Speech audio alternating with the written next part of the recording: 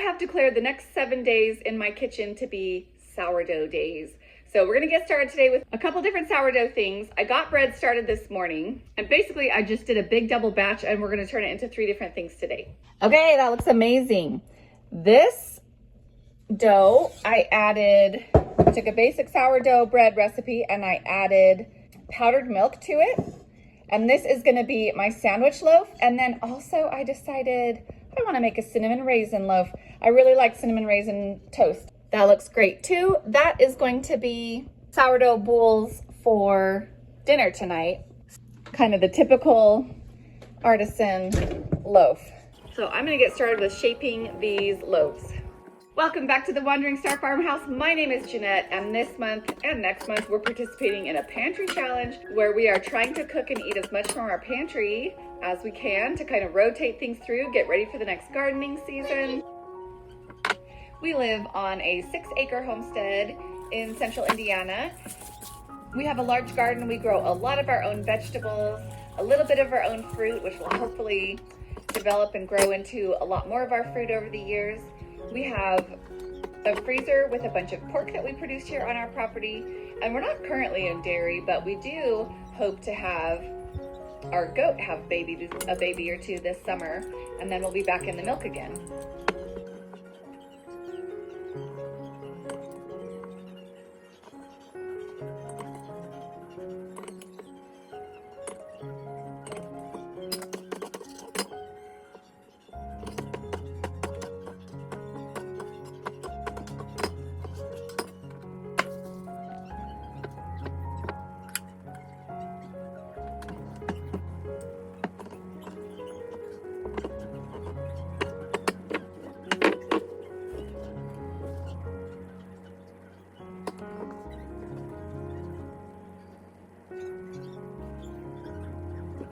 It takes a lot of time to get air into your sourdough loaves, and so you want to try really hard not to let too much of that air out when you're handling the dough to get it in the oven. So what I like to do is get a piece of parchment paper that's large enough for the loaf, and I set it inside the banneton or basket, and then flip it over onto my hand, and then carefully peel back the tea towel, and hopefully it doesn't stick too much if you've floured it enough and if your loaf wasn't too wet. And then for insurance, I sprinkle a little more flour on top of the loaf before using my lamb to cut some decorative designs in there. No, it's a piece. The scoring also helps give the bread a place. It gives a direction to its rise so that it doesn't like blow out the sides or something.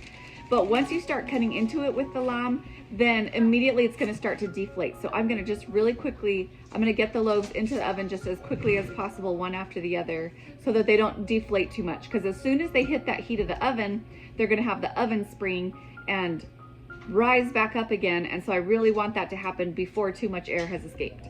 I'm gonna get my 2 artisan loaves into the oven first, and I'm preheating my oven to 425 with my pizza stone in there. Also, another thing you can do that I have done is use an overturned lid to a Dutch oven. So I haven't put these 2 sandwich loaves in yet. Well, the sandwich loaf and the cinnamon loaf, because when I'm cooking the artisan loaves, I really want to get a chewy and crispy crust. And that is accomplished by steam injecting the oven, pouring some water in your oven, if your oven is set up for that. My oven is set up for that. Or you can have a pan in the bottom of your oven that you pour water into, or on a lower rack that you pour water into. You can squirt water on the sides of the oven if you want to, or this is why this is another benefit of using a Dutch oven and cooking your bread inside the Dutch oven if you want to do that, is it holds the steam inside naturally and just does it naturally. You don't have to add any extra water when you're doing the Dutch oven. So that is how we want the crust of the artisan bread to be: chewy, but then crusty. But that's not how I want these other 2 loaves to be. So I'm gonna wait till this water and steam has dissipated a little bit that's inside the oven right now, and then I'm gonna add those 2 to cook alongside the other loaves. I absolutely always check the internal temperature of my bread before bringing it out of the oven. That's the only way that I know that it's exactly how I want it to be. I make sure it's at least over 190. They look really good. Both of them split a little bit in the middle, which means I didn't quite slash deep enough into the dough, which, like I said, is always hard. It's a hard call because you don't want to deflate them too much by slashing them, but you do want to get a nice ear on it. Mark of a good artisan loaf.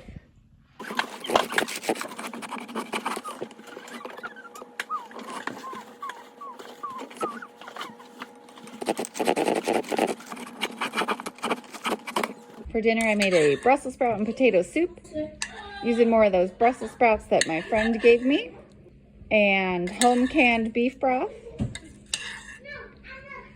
and some dry white beans from storage. The cinnamon swirl bread turned out great.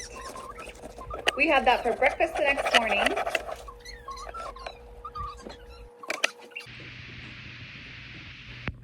I really love to toast mine and put a little bit of butter on it.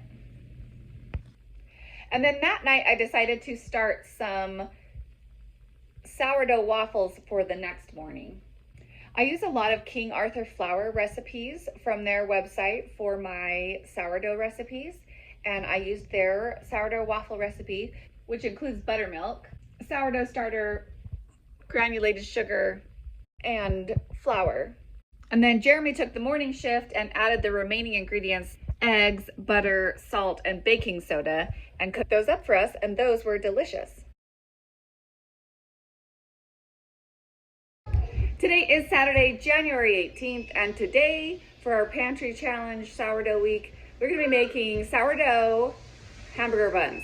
And they call for a little bit of whole wheat flour, and we are out of that, so we need to get out the grinder today.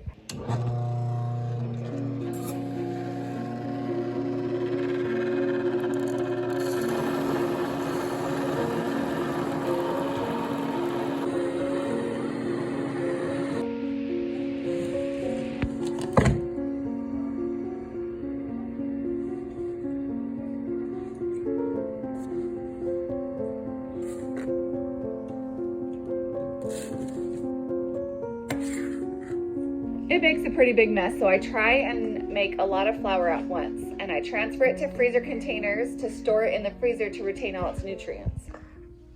So we have our whole wheat flour, and the other two different things that this is going to have in it for the hamburger buns is non-fat dry milk, and I've talked already about this in my sandwich bread, and then it's also going to have potato flour. Sometimes you'll hear things called like potato rolls or potato bread, potato buns. So that's because it has some potato flour in it. So both of these are acting as dough conditioner, dough enhancer. What they do is they help it to be nice and fluffy and to have kind of a more fine crumb. Because, you know, sourdough bread is known for having the kind of big uneven holes through it, and this is going to make the holes be a little more even and consistent to make it the fluffy hamburger buns that you're expecting. We have 3/4 cup sourdough starter and 3/4 cup warm water in here, along with 2 cups of all-purpose flour. And then next what we need is our 1/4 cup of whole wheat flour, and then 2 tablespoons each of the dry milk and the potato flour.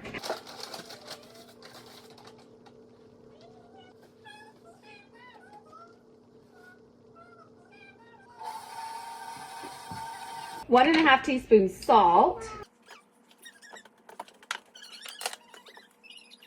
and a tablespoon of sugar.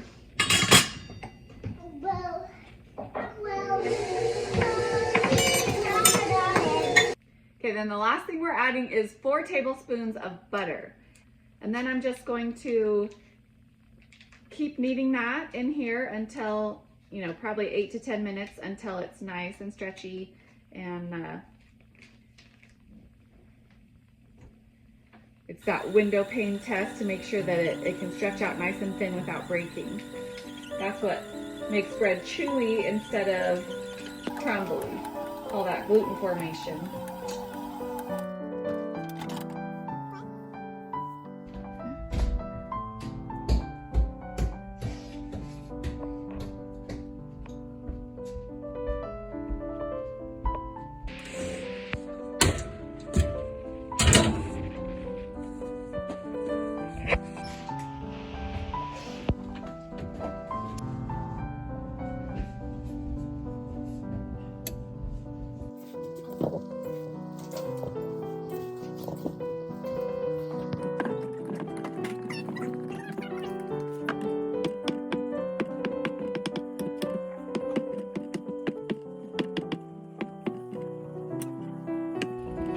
The dough was quite soft, so I actually used a little bit of flour to help me in shaping the little buns. And then when I put them on the parchment, I flattened them out a little bit so that they'll have that bun shape rather than being big round rolls. Then a little egg wash and some sesame seeds on top.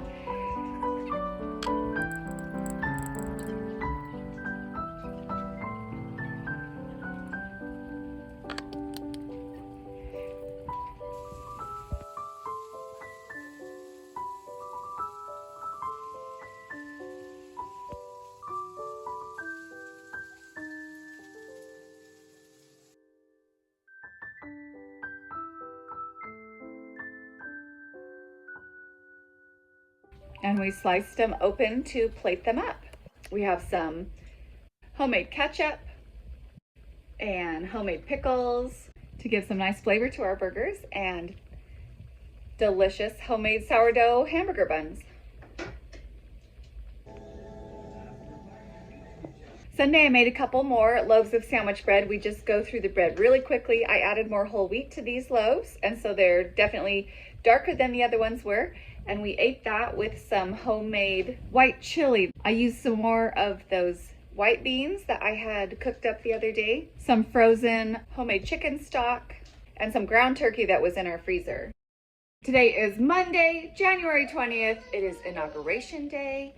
It is Martin Luther King Day. It is Arctic Polar Vortex Day. So we're hanging out at home today, and I thought I would make some sourdough cinnamon rolls. The sourdough cinnamon rolls, they are an enriched dough, so they're gonna have butter, eggs, milk. We've got sugar. It's gonna have a little bit of wheat flour, and then 2 3/4 cup of all-purpose flour. Sourdough starter looks great.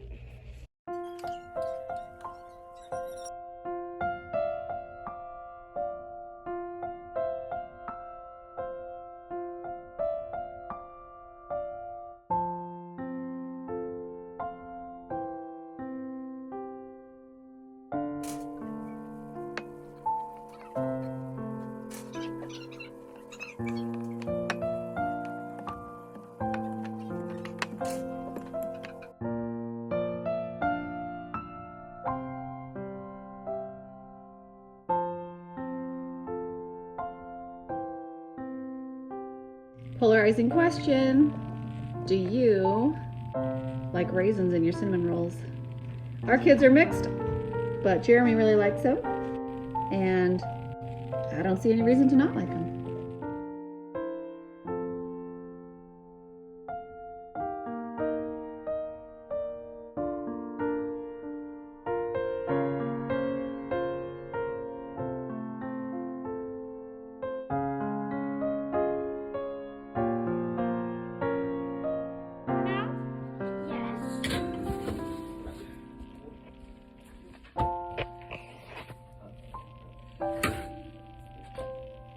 I have quite a bit of pride in my ability to make a really great glaze for cinnamon rolls. It's just about working with it till you get the right consistency. I like for it to be thin enough to spoon on, but thick enough that it really stands up on the cinnamon rolls. So I find when it will kind of sheet off the spoon like this in a ribbon, that's perfect.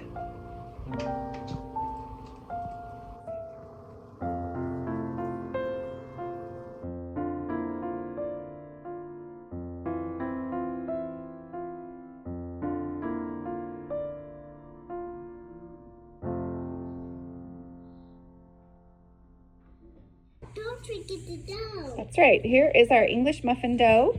I found one lone package of ground pork in our freezer, so I'm going to make homemade breakfast sausage with these, and we'll have breakfast sandwiches for dinner tonight.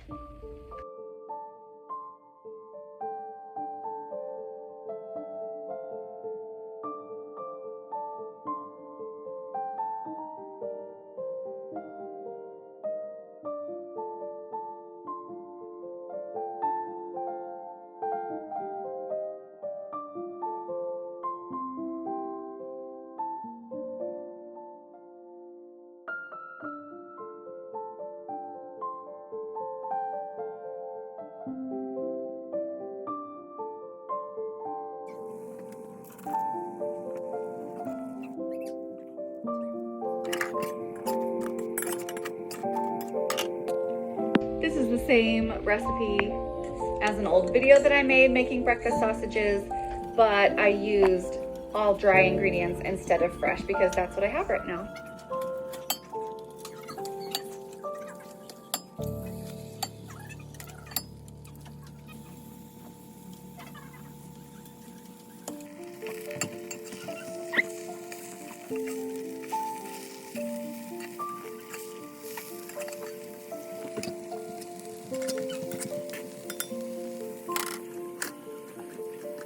I had a lot of fun working on my sourdough week of the pantry challenge. It was really fun to come up with some different things to make rather than just making another loaf of bread every day. I will be continuing this pantry challenge for the rest of this month and on to the next one. So if you like this video, please give it a thumbs up. That really helps my videos to go out to other people who might be interested in them as well. And don't forget to subscribe and come back next time.